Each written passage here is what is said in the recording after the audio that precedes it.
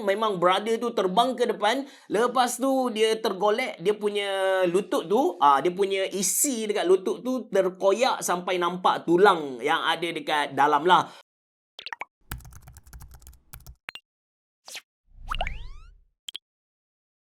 Assalamualaikum warahmatullahi wabarakatuh. Bertemu kembali kita dalam channel Ashraf Jeffrey, yang mana dekat channel ni saya nak kongsikan pengalaman dan juga pendapat peribadi saya. Topik untuk episod kali ni ialah kalau kita jumpa dengan stranger, dengan orang asing, bukan setakat jangan ikut mereka, tapi jangan dedahkan identiti kita secara total. Dikisahkan dikisahkan masa tahun 208 ataupun 209 macam tu, saya telah menyebabkan berlakunya satu aksiden. Saya bawa kereta, saya perlahankan kereta sebab kita konvoi ketika tu, dan ada satu motosikal, dia datang dari belakang dengan sangat laju, dia tak sempat break dan dia terlanggar saya lah. Saya akui memang salah di belah saya. Saya dah bagi signal, tapi saya rasa salah saya sebab kawasan tu tak patut diperlahankan kereta lah. Trafik memang laju gila.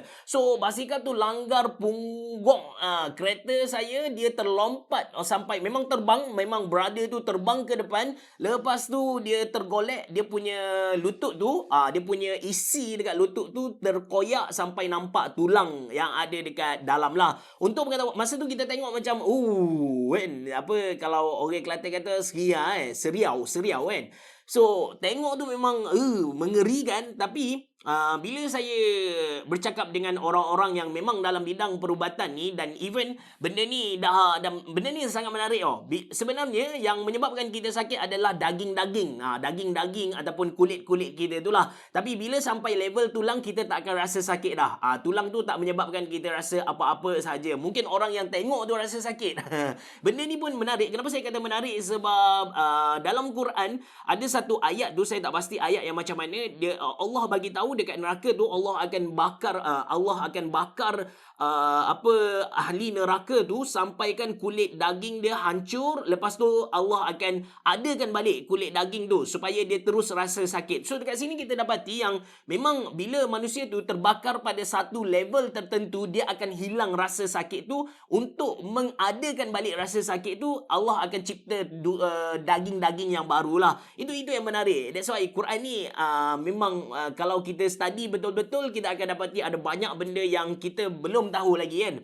So research ini dah terbukti. Sambung pada cerita saya tadi, disebabkan rasa bersalah and rasa bertanggungjawab juga, saya bawa brother ni pergi ke hospital. Motosikal dia kita letak tepi. So motosikal dia tak adalah teruk sangat, cuma dia teruk. So bawa dia pergi ke hospital. Saya tak nak cerita hospital mana. And jumpa dengan doktor.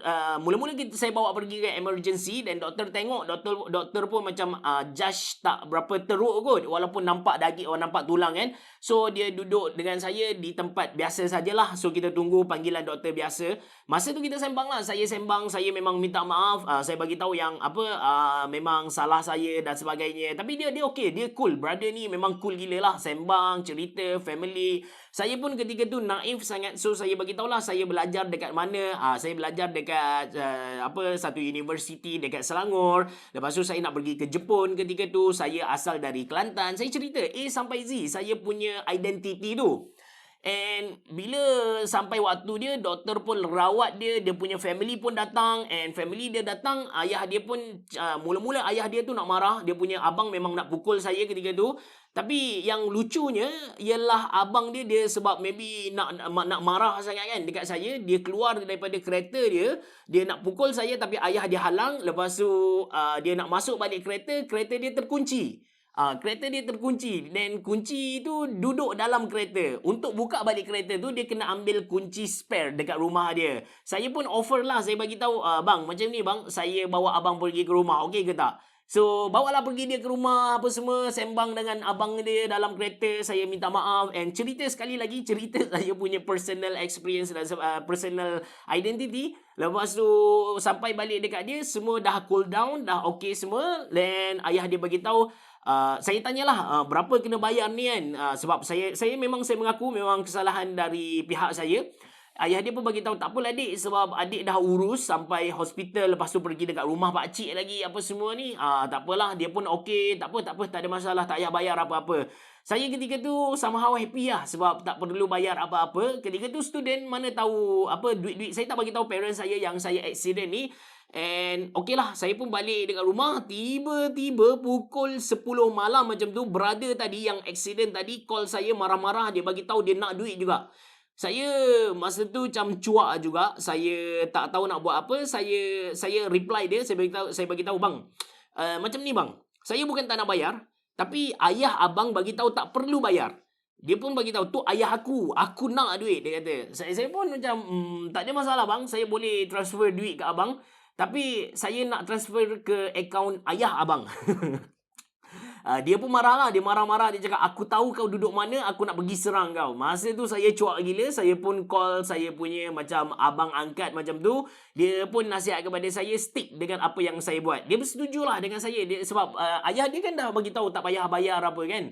So masa tu cuak lah. Dalam seminggu saya hidup dalam ketakutan. Takut kena pukul kan. So alhamdulillah tak jadi apa-apa. So dari insiden tu lah, dari insiden tu saya belajar satu benda, iaitu kalau kita jumpa dengan stranger, tak payah nak up diri kita, tak payah nak perkenalkan diri kita siapa secara detail. Just bagi tahu saya Ashraf Jeffrey, saya kerja apa, itu saja. Kalau orang tanya duduk dekat mana, bolehlah bagi tahu duduk dekat mana, tapi jangan too spesifik, jangan terlampau detail sampai orang boleh cari kita. Kalau kawan-kawan tak ada masalah. Kalau kawan-kawan yang kita memang kenal tak ada masalah. Tapi kalau stranger ni, kita tak tahu motif dia apa. Dia nak kenal kita tu untuk apa. Ataupun mungkin kalau dia tahu kita punya maklumat, dia boleh dedahkan kepada orang ramai lah. Lagi-lagi kalau kita ni orang kaya ke kan, kita dedahkan, oh kita ada akaun 1 bilion kan. Kita ada akaun 1 bilion duduk dekat sini. Oh penat lah, saya punya Pak Gad baru berhenti kerja. Mati kita guys. So that's why bila kita jumpa dengan stranger ni, jangan dedahkan diri kita secara total lah. Jangan reveal, jangan bogelkan diri kita kan. And hakikatnya bagi saya lah, ramai juga orang yang suka show off dia punya kekayaan dan sebagainya. Benda tu tak pergi mana kot. Benda tu tak pergi mana.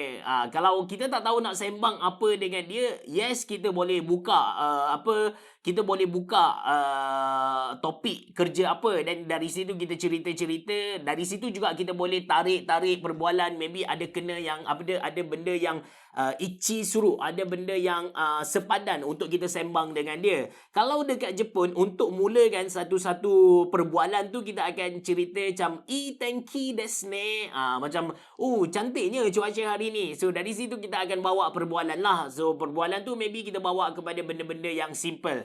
Dekat Jepun ni kan, dia terlampau simple lah orang dia. Bagi saya dia terlampau simple.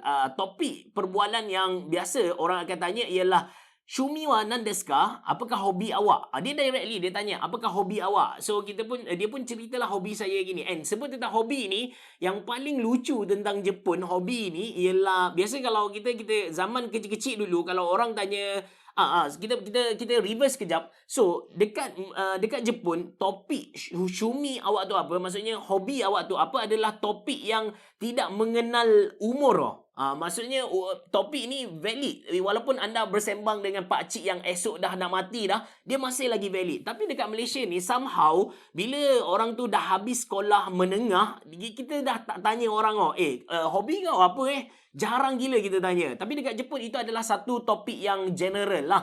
So salah satu hobi yang menarik untuk anda tahu, dekat Jepun ada mereka sangat bangga dengan satu hobi mereka, iaitu unten shimasu. Unten ni maksudnya memandu. Hobi mereka adalah memandu kereta. So seperti anda sedia maklum, dekat Jepun ni mereka lebih kepada public transport lah. Mereka bergerak untuk kerja harian ataupun sekolah, mereka guna public transport, train ke bas ke tak kisah kan.